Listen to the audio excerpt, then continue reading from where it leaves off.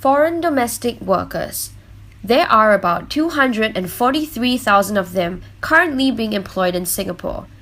They have become an integral part of our society as they help alleviate the burden of childcare, elder care, and even the disabled for families in Singapore.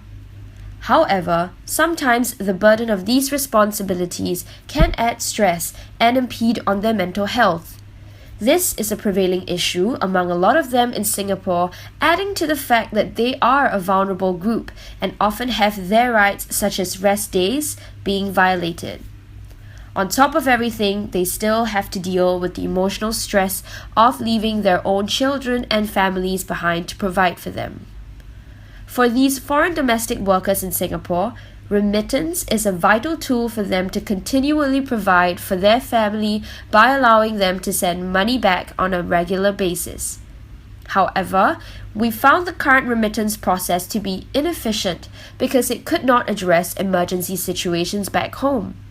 Some challenges that foreign domestic workers face were that the queues at the remittance banks had long waiting times, it was inconvenient for them to travel down, and also that it takes up their already limited rest day.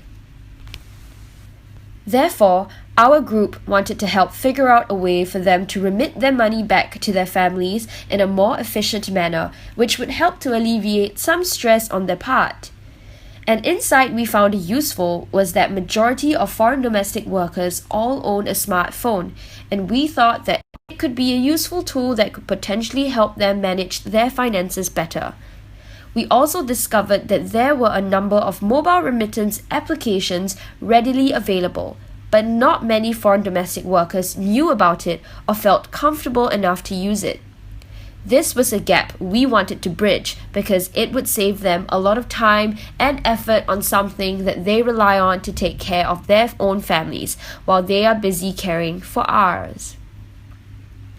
Following from this, our campaign From Phone to Home aims to help improve financial literacy amongst Filipino domestic workers in Singapore aged 25 to 55.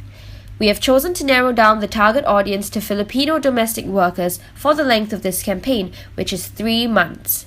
Furthermore, this particular group of foreign domestic workers have a good grasp of English, and that is one less barrier for us to overcome in order to communicate the campaign message.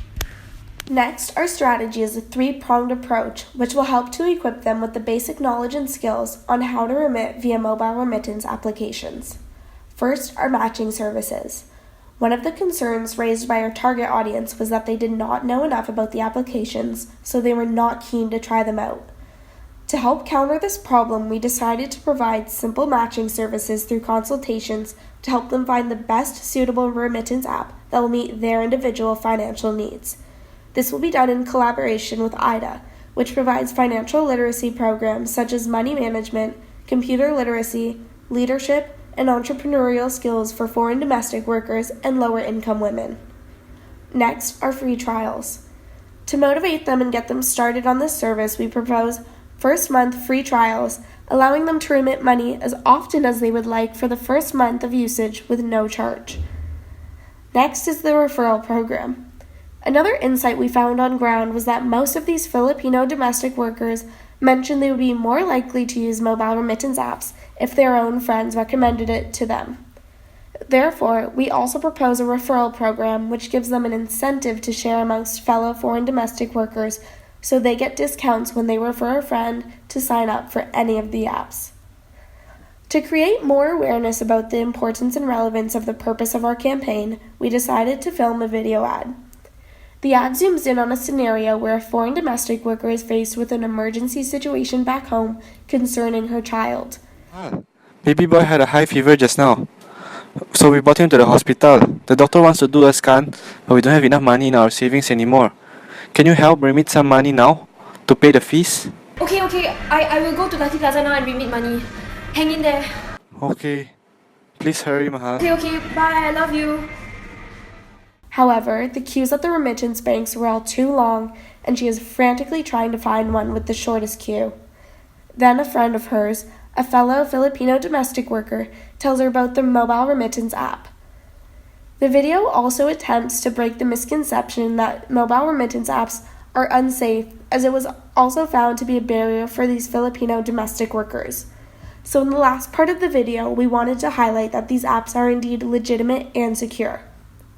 This video essentially places things into perspective for the Filipino domestic workers by showing them that their families are also a major beneficiary of this new form of remittance.